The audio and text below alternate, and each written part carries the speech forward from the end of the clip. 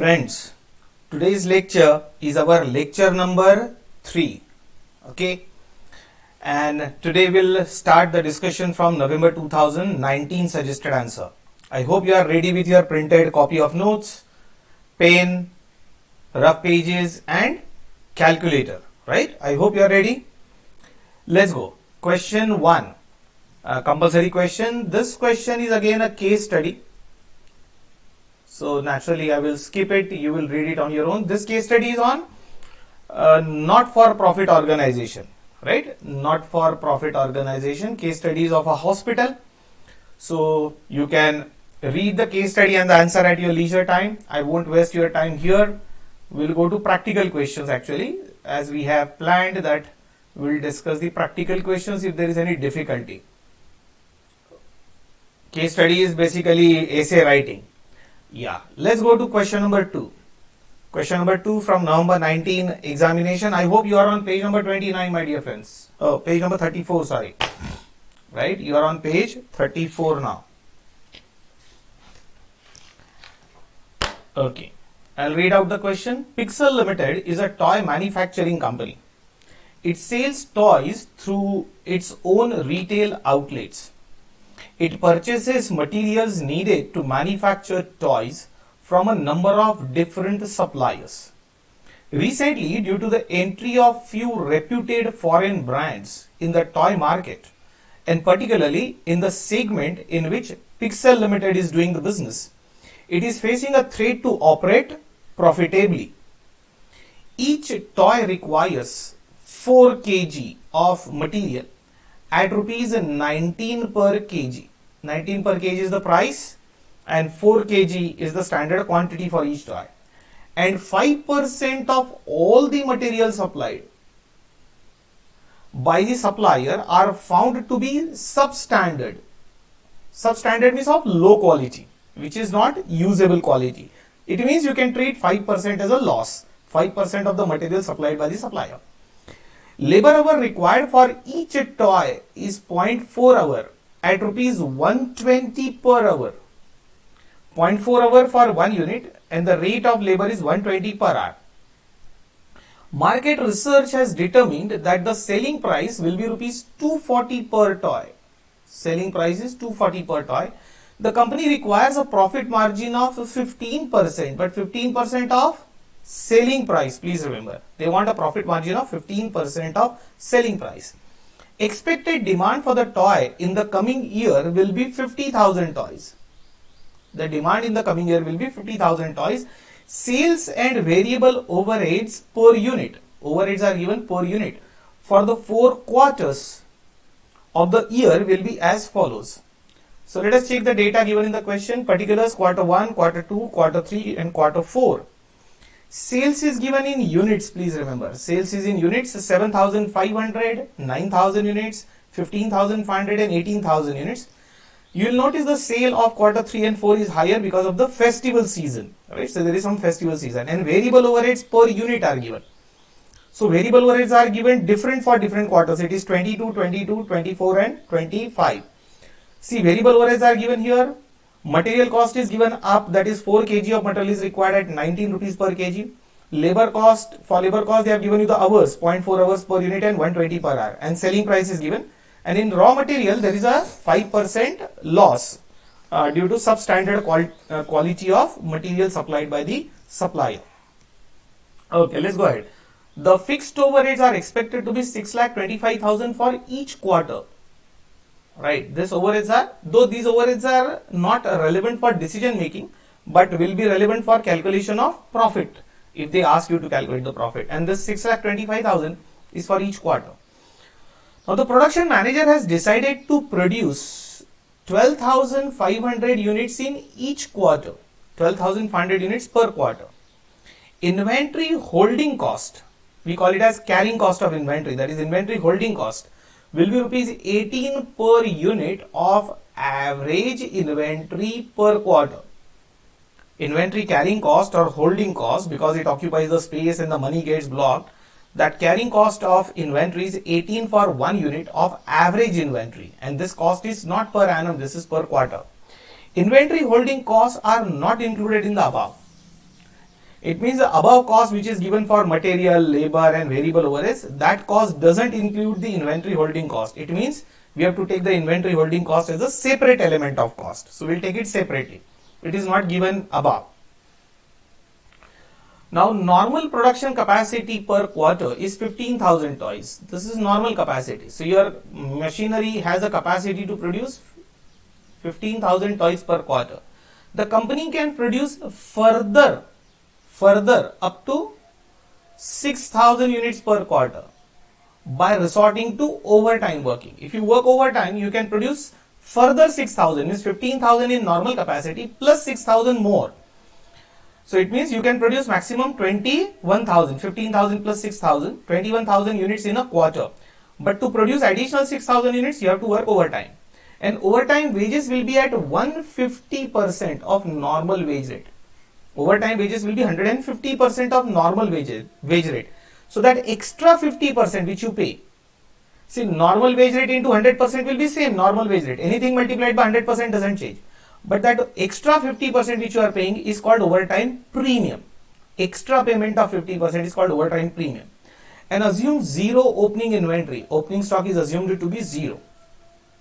Now the question is, A question has got two sub questions, 1 and 2. So A1 says calculate the cost gap. Calculate the cost gap that exists between total cost per toy as per the production plan.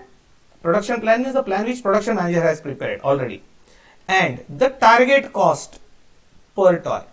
So what was your target cost and what is your cost per toy? Total cost will include, naturally total cost will include variable cost plus fixed cost. Word is not variable cost, word is total cost. So total cost is naturally variable plus fixed together, but we want to convert it into per toy.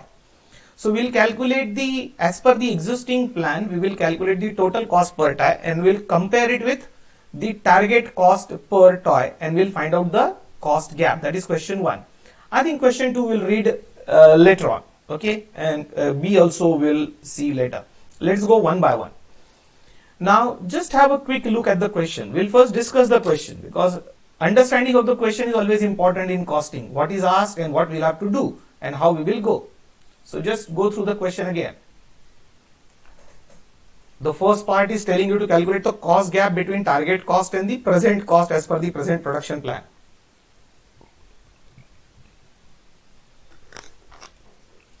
Actually, I had given you the instruction earlier that before watching these video lectures, you can have one look at the question. So you can form your opinion. And then you can listen to my views also. So that will help you to develop the ability to read and interpret the question, which is the most important thing in this subject, reading and interpretation of question. Anyway, so I won't wait for much time. Assuming that you have read it already once earlier, I am directly starting the discussion. Now see, how much profit margin you wanted? 15% of selling price, it is here, and your expected selling price is 240 rupees. So selling price minus profit, 15% on sales price, will give you the target cost. Naturally, if you deduct the expected profit margin from sales price, you will get the cost at which you should have produced, that is target cost. Then you'll have to calculate actual cost and compare it with the target cost to find out the gap. Now, to calculate the actual cost, what was the plan of the production manager? Production manager had decided to produce 12,500 units per quarter. Now, this will be production per quarter and sales is given here. Now, you will notice the quantity produced and quantity sold will mismatch. So, there will be some stock, carry forward of stocks. Now, just do one thing quickly. Take the total of this sales quantity from here. This 7,500 plus 9,000. Plus 15,500 and plus 18,000. Take the total of this sales quantity. Taken the total, I think it is 50,000. 50,000 units you were supposed to sell. It was written somewhere. Yeah, it's written here that the expected demand is 50,000 units. And see, the production manager is planning to produce 12,500 units per quarter. So 12,500 per quarter into 4 quarters. That will also be 50,000. And I think somewhere it was given opening stock is 0. Its opening inventory is 0. It's given here. It means no opening stock. You will produce 50,000, you will sell 50,000 units, so closing stock also will be 0. However, on quarterly basis, there will be some stock adjustment, which we will see while checking the answer. Now, when we develop the answer of what is the cost as per the present production plan, we will calculate the present production plan. We will put it in the tabular format. We will calculate the stock. From there, we will calculate average stock. From average stock, we will get the inventory holding cost also.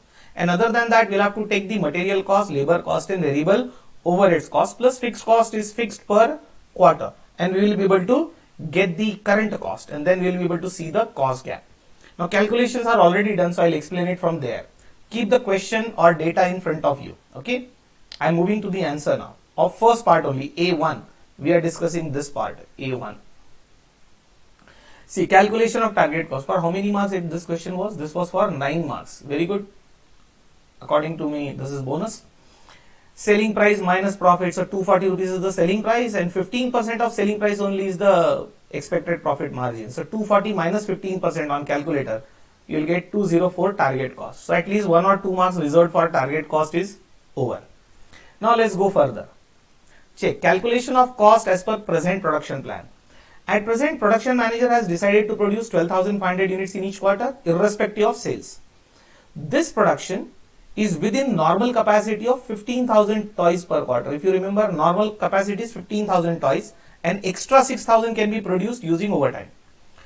Now, as your production plan is within 15,000, no overtime wages will be incurred. Wages, normal wages has to be given. That premium, extra 50% will not be required to be paid. However, we will have to incur the inventory holding cost on average inventory, because the stock inventory will be there. So let us check the question. Inventory holding cost we will calculate first in a working. I have taken 4 quarters. Opening stock for the first quarter I have assumed 0. Production each quarter 12,500. 0 plus 12,500 minus sales. Sales quantity I have picked up from the question. Please remember 7,500. So 0 plus 12,500 minus 7,500 sold. Closing stock will be 5,000. This closing stock will become opening stock in the next quarter. Again in next quarter you will produce 12,500 minus sales 9,000 I have taken from the question, right? You can keep an eye on the question. So you will get this closing stock. This closing stock will become opening stock for the third quarter, plus production 12,500 minus sales 15,500. Closing stock will be 5,500. This will become opening stock next quarter, plus 12,500 production. Production is uniform. Minus sales 18,000. Closing stock will be 0. And this we had already tallied. You will produce 50,000, you will sell 50,000, and no opening stock, no closing stock. Okay. Now, how will get average stock? Average stock is opening stock plus closing stock divided by 2. Opening plus closing divided by 2. That is 0 plus 5,000 divided by 2. So average stock 2,500. Why we have to calculate average stock? To calculate the inventory holding cost. Because inventory holding cost is based on average inventory. Similarly, for quarter 2, 5,000 is opening stock, 8,500 closing stock, 5,000 plus 8,500 divided by 2, you should get this as a average stock 6750. Is it okay? Do it for third quarter, opening stock 8,500 plus closing stock 5,500 divided by 2. So you'll get average stock 7,000. And fourth quarter, opening stock 5,500 plus closing stock 0 divided by 2. So your average stock is 2750. Now, inventory holding cost was 18 per unit per quarter on average inventory. 18 per unit for one quarter. So 18 per unit into average stock, number of units. 18 per unit into number of units of average stock. If you multiply, keep 18 constant, multiply by average inventory, you will get this inventory holding cost 45,000, 1,21,500, 1,26,000 and 49,500. And take the total. Your total inventory holding cost is 3,42,000. Is that okay? Total inventory holding cost is 3,42,000. This is one important calculation. Remaining calculation is little simpler.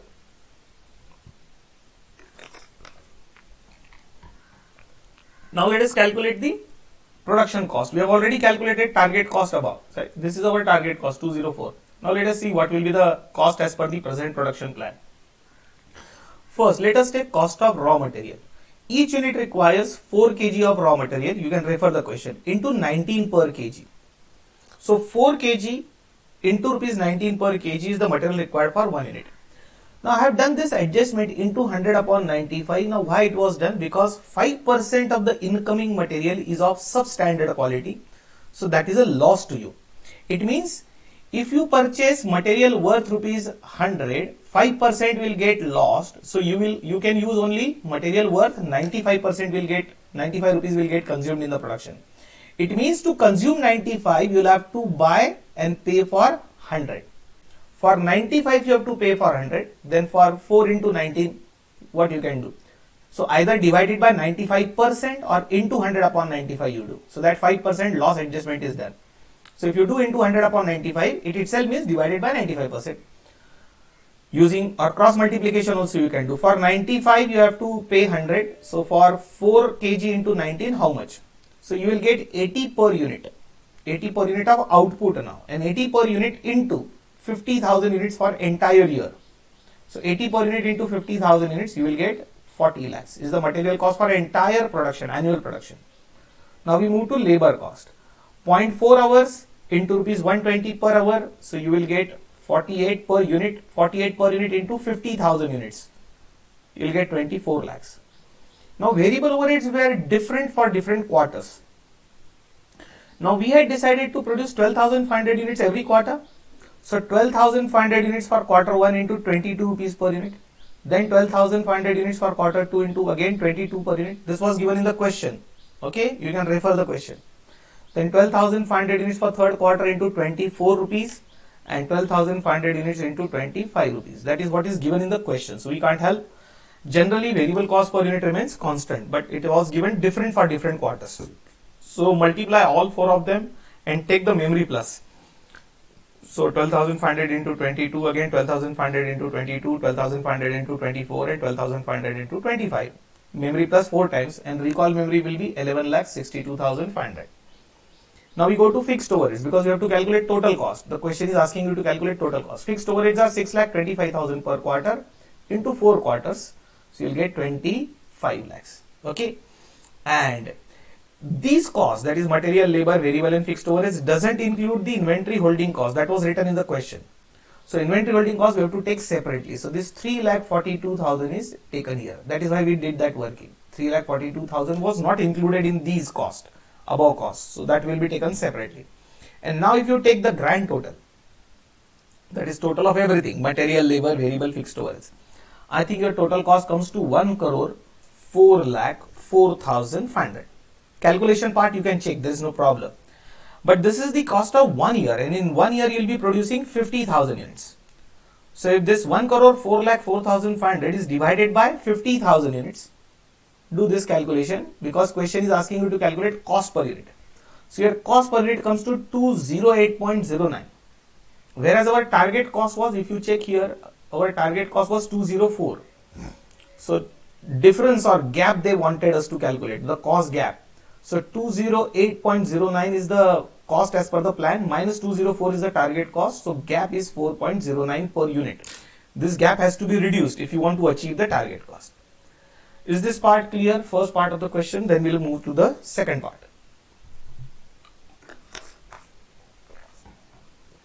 Okay, so I take you to the second part of the question now. Second part of the question, A2, this part. It says discuss how just-in-time purchasing and just-in-time production will remove the cost gap calculated in one above and show the calculations in support of your answer. It means now the question is asking you to recalculate that cost using JIT system, just-in-time system, and see how that cost gap gets removed. So we'll have to calculate and then only check because we'll have to support our working. Now just-in-time purchasing and just-in-time production means what? You have studied JIT system earlier. You will buy the raw material as much as required. You will not keep it in stock. Point number 1.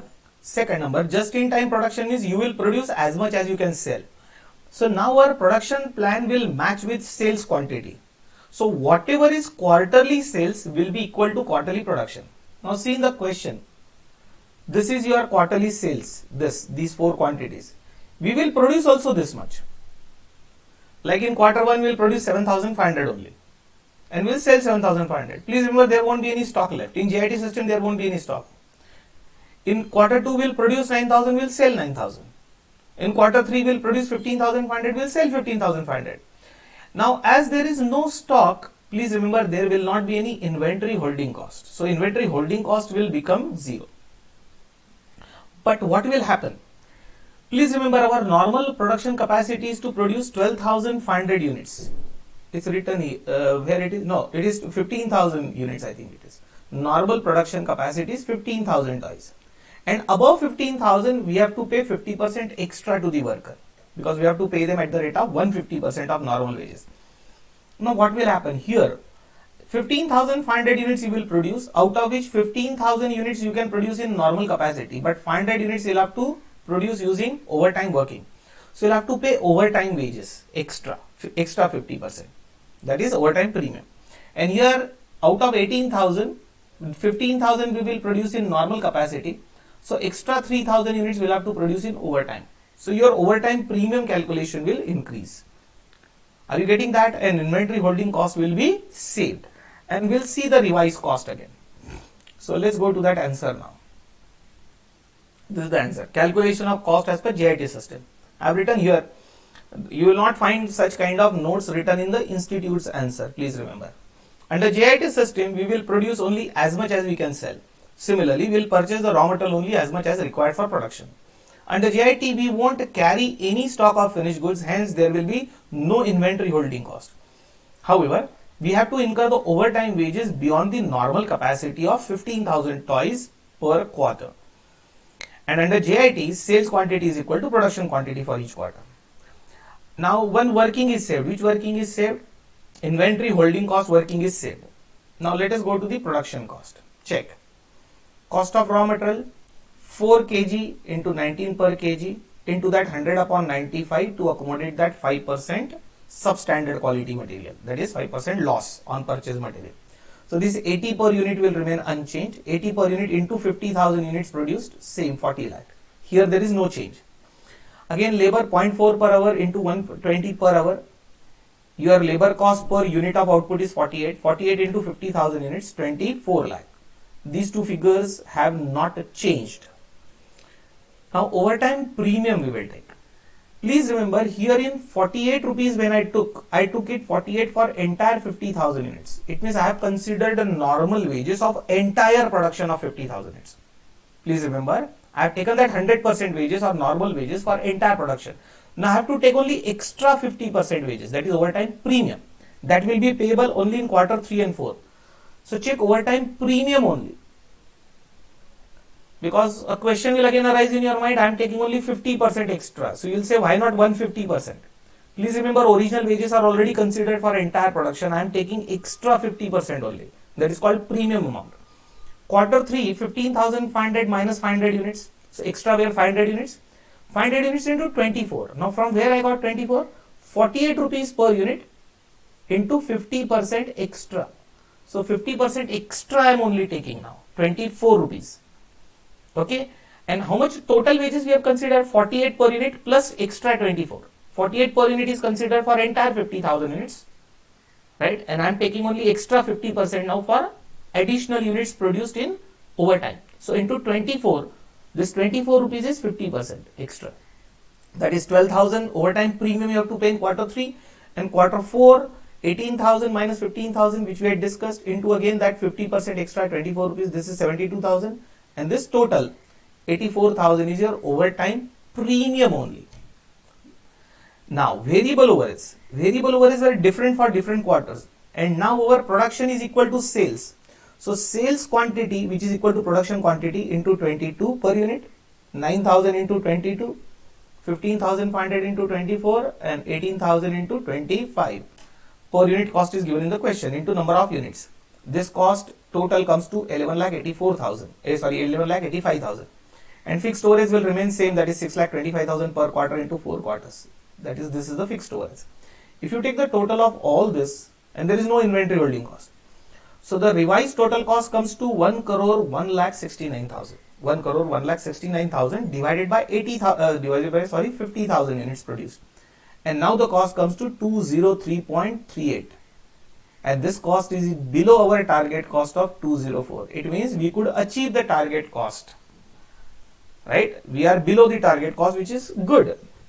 Cost lower than target cost is always better. So we could achieve the target cost using GIT system. Okay. Now there is one more view given by ICAI, though I am not very happy with that, but I have to discuss. Now ICAI answer has assumed that under GIT system there will be no substandard material from supplier. Now this they have assumed. If you read the question, it is nowhere written in the question that when you buy the material on GIT system that 5% substandard material won't arise. Is it mentioned anywhere in the question? You can read on your own. It's nowhere written. But institute took the approach that under GIT system will select the best supplier who will supply defect free material. This is the assumption in their mind.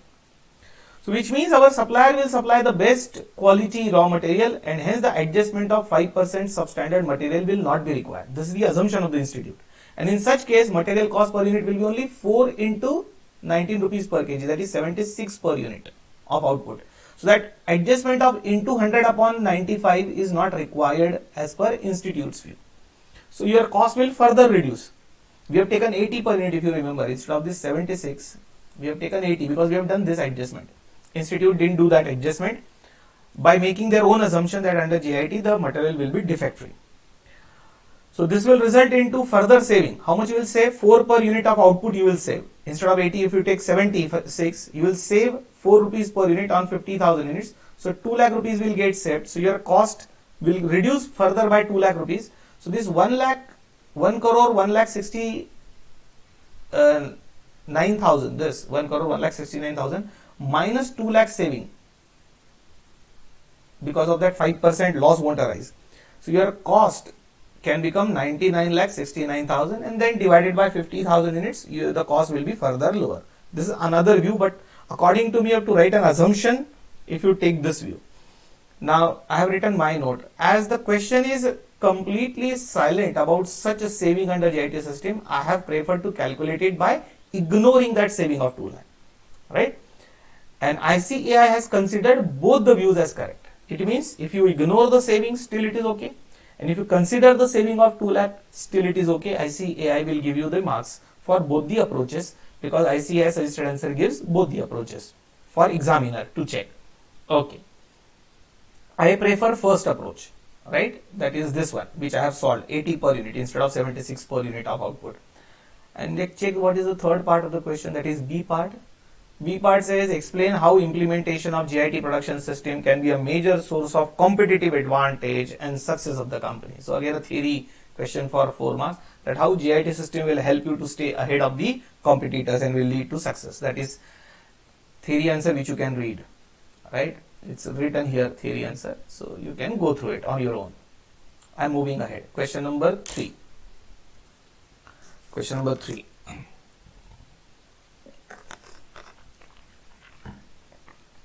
AKG Limited has 3 autonomous divisions. What do you mean by autonomous? Autonomy means you give the decision making authority to that divisional manager only. Then we call it as autonomous. We say autonomous college, autonomous university, alright? So where interference is less, the division can take its own decision and go ahead. So it has 3 autonomous divisions. The divisions are evaluated on the basis of ROI. So ROI, return on investment, is the way the performance will be measured, with year-end bonus given to divisional managers who have the highest ROI. So the divisional manager which gives the highest ROI will get rewarded, will get the bonus. Operating results of division 2 for the last year are given below. So they have given you the operating results of division 2 for the last year. Sales 2 crore 10 lakh, less variable cost or variable expenses 1 crore 26 lakh, contribution margin is 84 lakh, less fixed expenses 67 lakh 20,000, net operating income is 16 lakh 80,000, and division's operating assets are 52 lakh 50,000. Let's go ahead. The company's overall ROI for the last year was 18%. This was the overall ROI, 18% of last year considering all divisions. So this is average ROI of the company, return on investment of the company on an average is 18%. Now division 2 has an opportunity to add a new product. opportunity to add a new product line that would require an investment of rupees 30 lakhs. This division 2 whose data was given, it has an opportunity to introduce a new product on which investment of 30 lakhs is required, and other details of the new product line are as follows. Sales will be rupees 90 lakh per annum. Variable expenses, that is variable cost, will be 65% of sales. We call it as variable cost ratio. Fixed expenses 25 lakh 20,000 per annum. And the life cycle of the product line is 5 years. The product will remain in the market for 5 years. Now, though division 2 is performing well, but many a times the customers complained that they had to wait for long after placing the orders. The company is interested in cutting the amount of time between when a customer places an order and when the order is completed. For last year, the following data was reported in respect of division 2. Inspection time 0.5 days per batch. Processing time is 2.8 days per batch. Waiting time or wait time is 16 days per batch. Okay, that is very huge, 16 days per batch. Queue time, goods are in the queue, 4 days per batch, and move time, when goods are moving from one place to another, is 0.7 days per batch. Okay, this is the data. Now, in addition to financial performance measures, the company wishes to introduce a variety of non-financial performance measures also. The company has set aggressive targets in both sales growth and ROI for the coming year. The company's strategy for achieving these goals includes a campaign aimed at building brand recognition, customer retention, improvement in product quality, on-time delivery to customers, expansion of eco-friendly product lines, and introduction of limited edition items. Required. Oh, there are so many questions. Question is for 1 plus 2 plus 2, 5, 8. Oh my god, small questions. Total number of marks are 10. But there are so many questions. And then there is question B also. This is total 12 marks plus 8 marks. B question. Okay, so total 20 marks question, total together. Okay, we'll go one by one. Let us hit one by one. Calculate the last year's ROI of division 2.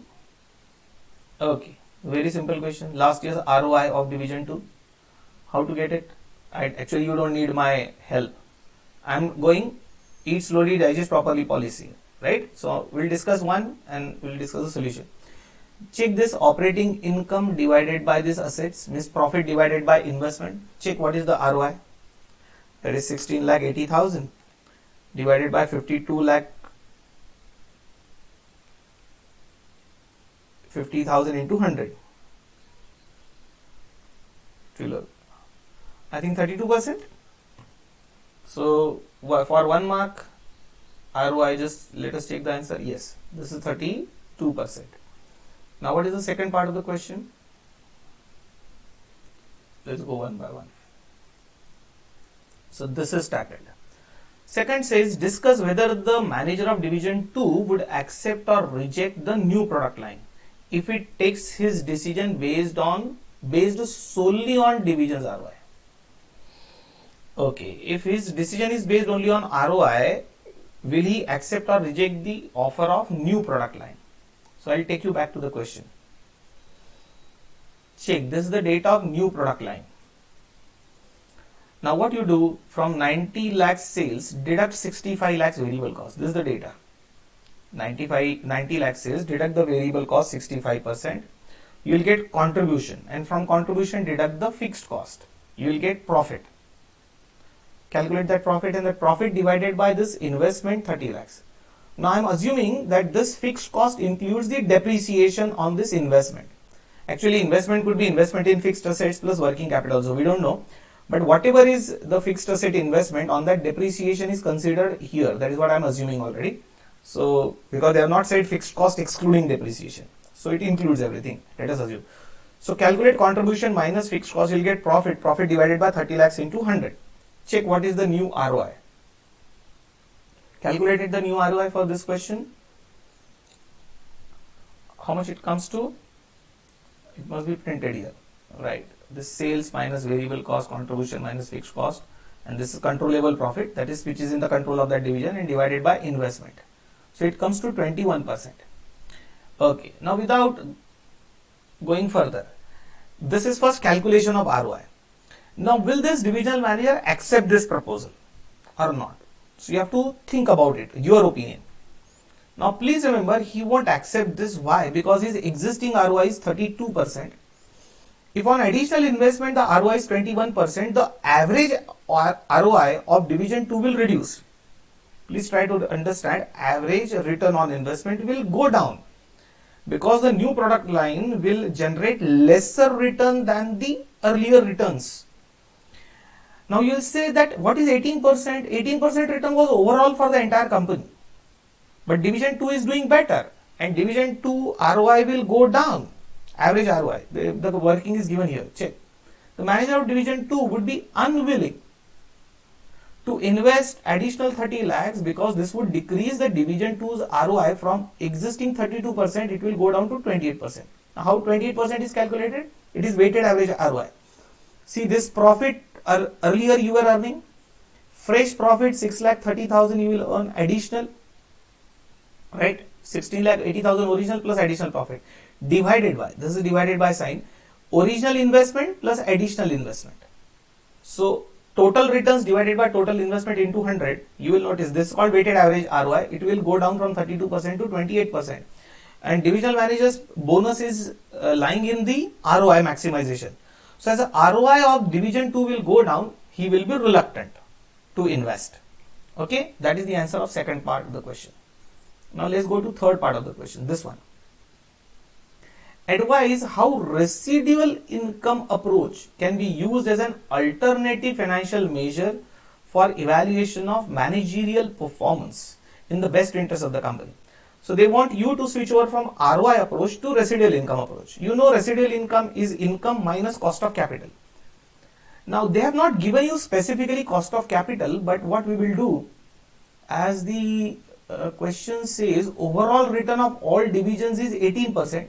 It means if you invest the money in any other division also, on an average you are expected to get 18%. So if you are going to earn more than 18%, that remaining extra income is your residual income. So we will assume this 18% as cost of capital and it will be very simple now. How very simple? Just check this. This profit we had calculated here, 6,30,000. Now from here you have to deduct the opportunity cost or cost of capital, 30 lakhs into 18%. If you deduct from 6,30,000, the remaining income will be residual income. And as you know, we have already earned 21%, which means it is greater than 18%, 3% greater. So that extra 3% which you will earn will be residual income and that will be positive. So if you go by residual income approach, the project should be undertaken. That is what must be written here. So check here. Generally, a manager who is evaluated based on ROI will reject any project whose rate of return is below the division's current ROI, even if the rate of return of the project is above the company's minimum required rate of return. In contrast, managers who are evaluated using residual income will pursue any project whose return is above the minimum required rate of return because it will increase their residual income. So in the best interest of the company as a whole, residual income approach can be used for evaluation of managerial performance. So for the investment decision of division 2, the residual income calculations are as follows. Proposed investment 30 lakh, controllable profit of that division is 6,30,000. On this 30 lakh, 18% is deducted from here and you get residual income 90,000, which is extra 3%. This 90,000 can be directly calculated as extra 3% on 30 lakhs. 30 lakhs into 3% also you will get 90,000. Are you getting it? See, your return was 21% on new product, whereas expected rate of return is 18%. So advice is residual income is more likely to make correct investment decision and so is probably the safer basis than ROI on which to measure the performance. Anyway, that is the theory, few lines. Check the next question. Okay, next question, that is fourth part, A4, is calculate a manufacturing cycle efficiency. Manufacturing cycle efficiency and interpret the result for 3 marks. Very simple. If you remember in manufacturing cycle efficiency, what you do, we take in the numerator the time taken by the activity which are value added activities, and in the denominator we take total time which is taken to complete the production, total time. So Out of total time, how much is value added time? Remaining is non-value added time. If the value added time is higher, the efficiency is higher. If the value added time is lower, the efficiency is lower. That is the interpretation. And I think it can be calculated very easily from this data. Check this data now. Check this data. If you add all this, you will get total time for producing one batch. That is 0.5 days plus 2.8 plus 16 plus 4 plus 0.7. Just take the total. 0.5 plus 2.8 plus 16 plus 4 plus 0.7. Total is 24 days to produce one batch. Out of which take which is value added and which is non-value added. Value added time is where actual manufacturing is going on. That is process time. You can refer the formula of MCE. It is given in your regular batch notes. This is the only value added time. 2.8. Inspection time, wait time, queue time, move time. In this, no production is going on. So basically, they are non-value added time. So 2.8 divided by 24 days. 2.8 days divided by 24 days into 100. You will get that MCE percentage. I think it will be very low percentage. So check the answer. This is the answer. Right? Processing time, that is value added time in the numerator, divided by total time. It's just 11.67%. So interpretation is in AKG, the MCE is 11.67%, which means that remaining 100 minus 11.67 is remaining 83.33% of the time a unit is in process is spent on activities that do not add value. So 88.33% is non-value added time and 11.67% is value added time. Right? So that is what is written. Now let us check the next part of the question, what it says. Fifth part. State what percentage of production time is spent on non-value added activities. Okay, that we have already given, 88.33%. What percentage of production time is spent on non-value added. This is also carrying 1 mark. Now calculate the delivery cycle time. That we calculated the total delivery cycle time is 24 days per batch, total time from when you get the order from the customer and finally you deliver the goods. So all these answers were already ready, right? Non-value added was 88.33%, delivery cycle time is 24 days. Now next question was calculate the new MCE by using lean production, by using lean system, lean and thin system, you know. By using lean production, all queue time can be eliminated. Okay, so we have to calculate new manufacturing cycle efficiency using lean production system where all queue time can be eliminated. Now all queue time will have to interpret. So that will get eliminated. So queue time actually is only one given here, 4 days. Now if you assume that wait time is also a queue time, we'll have to write a note that if we assume wait time is also queue time, then 16 days further will get reduced. Otherwise just queue time is 4 days. So from your non-value added time, 4 days will go up away. And total time will become 24 minus 4. If you take 16 days also, then the answer will be different. So I think there will be 2 answers, assuming whatever assumption institute has made. Let us see. Check. First of all, this non-value added time is already there. Total deliveries cycle time is 24 days. Revised MCE. In numerator, we will take processing time 2.8 days. In the denominator, this 4 days are reduced. This has made 0. So it will become 2.8 days divided by 20 days instead of 24 days. Just take 2.8 divided by 20 days into 100. Right, it is 14%. So slightly your efficiency will go up. And one more opinion is given. Alternative view on revised MC.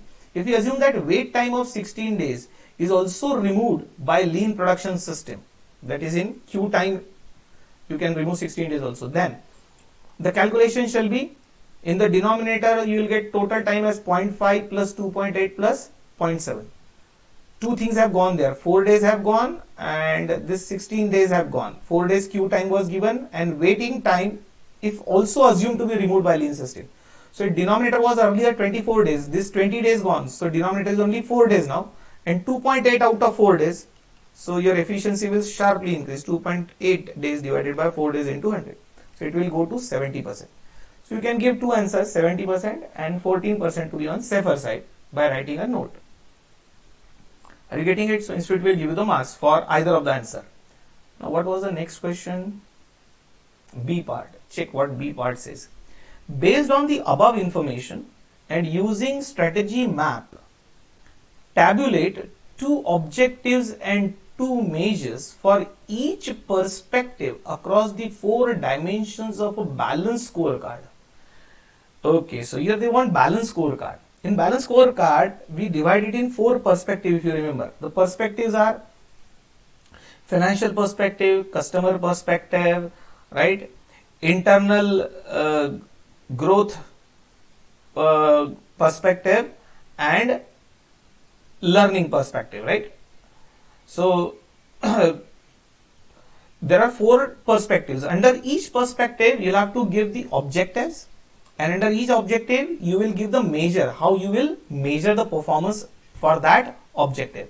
Now, such type of questions you will find in our regular batch notes also, right? Some examples are given in regular batch notes. Now, here the answer for each student will be different. This is basically a theory question. You have to first make the list of 4 perspectives, give certain objectives to be achieved in that perspective, and how you will measure the performance of that perspective, means how you will calculate that your objective is achieved or not. So this answer can be different for different students. The answer must be already printed, which you can go through, right?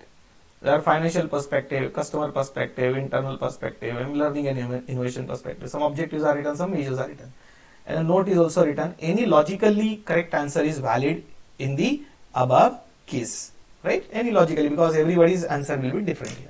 So this you can just go through. Institute has provided this answer. You can develop your own answer, and some examples are already lying in your regular batch notes. So we have covered 2 questions, I think. First was case study, so I skipped. Second and third question. Now next discussion will be from question number 4. But I think I should stop here for today. It's already around 1 hour, I think. So remaining discussion from question 4 onwards we'll do in the next lecture, right? I hope this discussion will at least help you to understand the practical questions little better, or the calculation little better. That is what my objective of recording these lectures is. If you are able to understand it without my discussion, then don't waste time on my video lectures, right? You can directly read from printed notes, understand it on your own. Always welcome. On the contrary, that will give you better insight. But if you are finding difficulty in understanding the answers calculated, right, through your printed notes, then you can refer my video lectures for little more clarity. That's the only purpose. Okay friends, so I'll stop here for the day, right? See you tomorrow, right? Tomorrow's lecture will be lecture number 4, and we will continue also from question 4a. Okay, bye bye.